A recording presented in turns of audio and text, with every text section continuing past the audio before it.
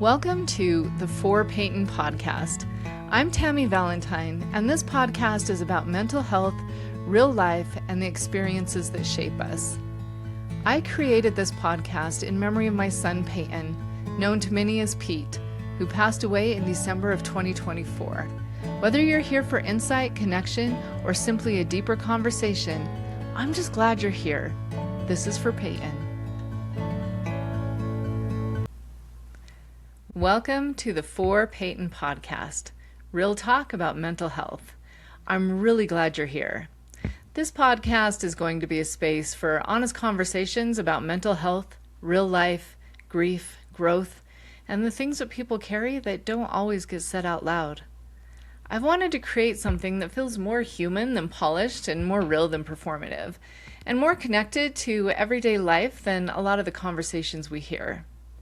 So, why this podcast? Well, mental health touches every part of life, but not the way we talk about.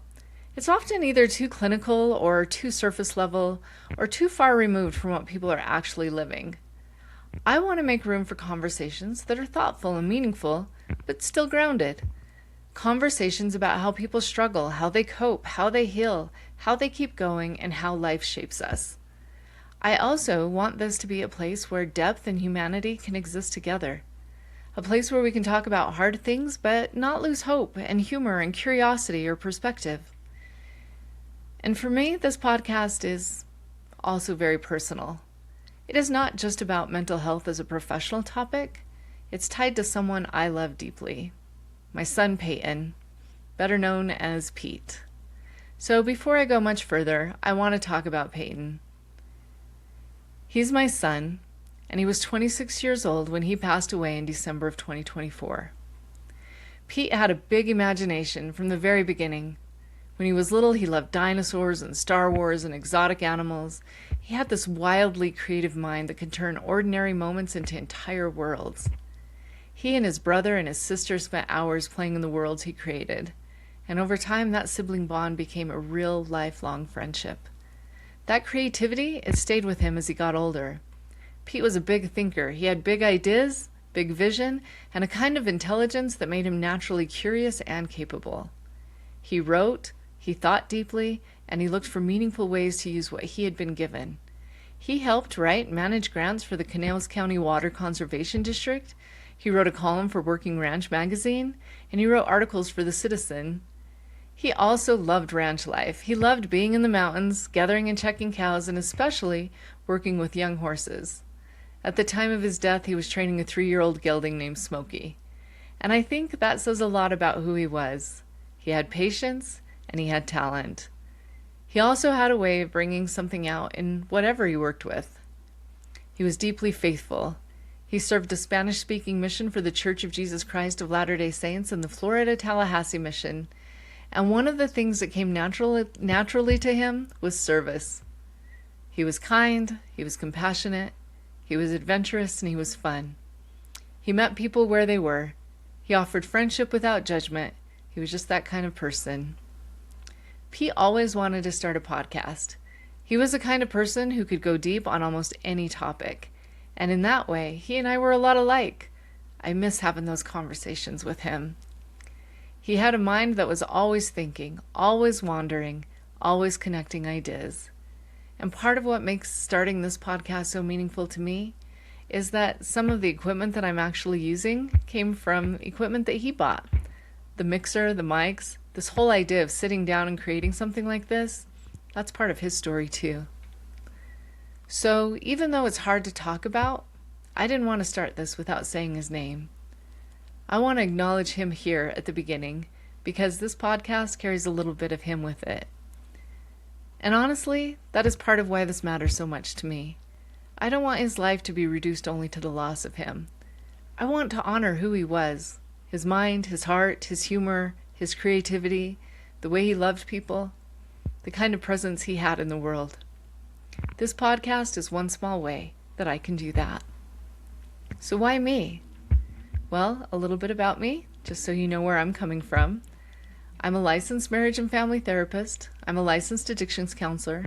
I'm a registered nurse, and I'm currently finishing my training in a psychiatric nurse practitioner program. Before all of that, I worked as a teacher and a school counselor. And before that, I stayed home with 4 little kids for almost 10 years. So I've seen people from a lot of angles. I've seen the struggle in therapy rooms, in addiction treatment, in schools, in families, in healthcare settings, and just in ordinary life. I think that's part of why this matters so much to me. But I also want to be clear that mental health is not just a professional topic to me. It's a deeply human one. It affects how we love, how we cope, how we parent, how we lead, how we lose, how we survive, and how we make meaning in our lives. And when loss touches your life personally, these conversations stop being theoretical.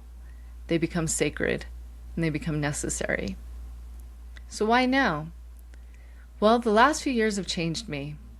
Life, loss, work, growth, responsibility, all of it has pushed me to think more deeply about what matters and what kind of conversations I want to be having.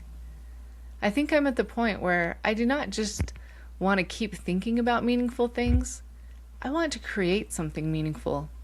I want to make space for conversations that might help other people feel seen and understood and challenged and comforted, or just a little less alone.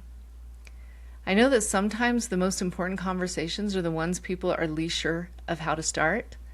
And honestly, I want this podcast to be a place where those conversations can happen with care and with compassion. So, what can listeners expect?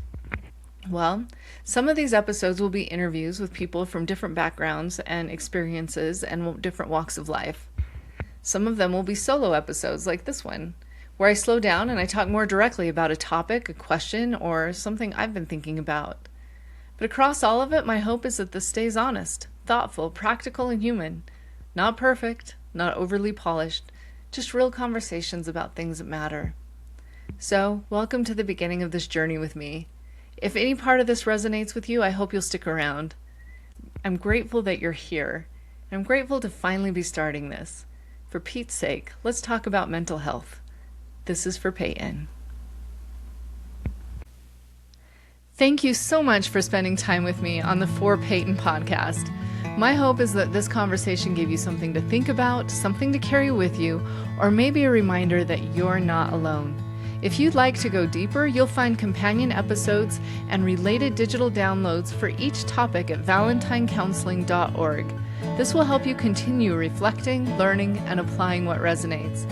Until next time, for Pete's sake, take care of yourself and each other. This is For Peyton.